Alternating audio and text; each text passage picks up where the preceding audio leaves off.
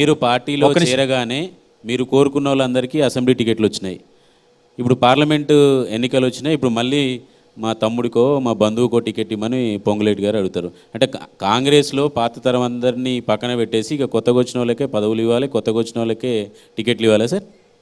అంటే మంచి మా చారి గారు మంచి క్వశ్చన్ రేజ్ చేశారు.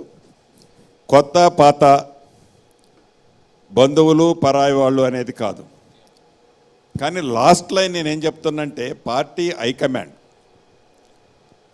ఏది వారు సూచిస్తే దానికి శ్రీనివాసరెడ్డి కానీ మిగతా వ్యక్తులందరం కూడా కలిసి కట్టుగా ఇచ్చిన అభ్యర్థిని గెలిపించే దాంట్లో వెనకడుగేయము ఫస్ట్ ఆన్సర్. రెండవది డెఫినెట్గా ఇది నామినేటెడ్ పోస్ట్ కాదు. ఏదైతే అడగటంలో నేను అడిగినా మిగతాది బట్టి గారు వారి భార్యకి అడిగినా లేకపోతే తుమ్మల నాగేశ్వరరావు గారు వారి కొడుకుకి అడిగినా ఎవరికిచ్చినా ఫైనల్గా పార్టీ ఇచ్చిన వారికి పార్టీ ఆదేశాల అనుసారం కట్టుబడి పనిచేయటం పక్కా. కానీ అడగటంలో తప్పులేదు, కానీ ఇచ్చేది పార్టీ కాబట్టి అది నామినేటెడ్ పోస్ట్ కాదు కాబట్టి ప్రజలు ఎన్నుకుంటారని నమ్మకం పార్టీకి ఉంటే డెఫినెట్గా పార్టీ టికెట్ ఇస్తుంది. శ్రీనివాస్ రెడ్డి గారు ఒకవైపు మీరు, ఒకవైపు డిప్యూటీ సీఎం, మరోవైపు 34 రాజకీయ అనుభవం ఉన్న తుమ్మల నాగేశ్వరరావు గారు, రేణుకాచార్య ఇంతమంది ఉన్నారు.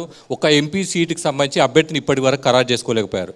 నోటిఫికేషన్ కూడా విడుదలైంది. ఎక్కడ ప్రాబ్లం? మీ మధ్య ఏకాభిప్రాయం లేదా?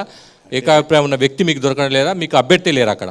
డెఫినెట్గా అంటే అభ్యర్థి లేరా ఉన్నారా అన్నది మీకు బాగా తెలుసు నాకంటే. ఎందుకంటే ఎవరిని అక్కడ క్యాండిడేట్ని పెట్టినా కనీ విని ఎరగని మెజార్టీతో ఇంకా మీరు అనౌన్స్ చేయలేదు అంటున్నారు కదా. చేశారా సార్? నేను అనగా అనౌన్స్ చేయలేదు, నేను చెప్తున్నా కదా. రేపు లాస్ట్ నామినేషన్ అనగా ఈరోజు అనౌన్స్ చేసిన అత్యధిక మెజార్టీతో గెలిచే సీటు ఖమ్మం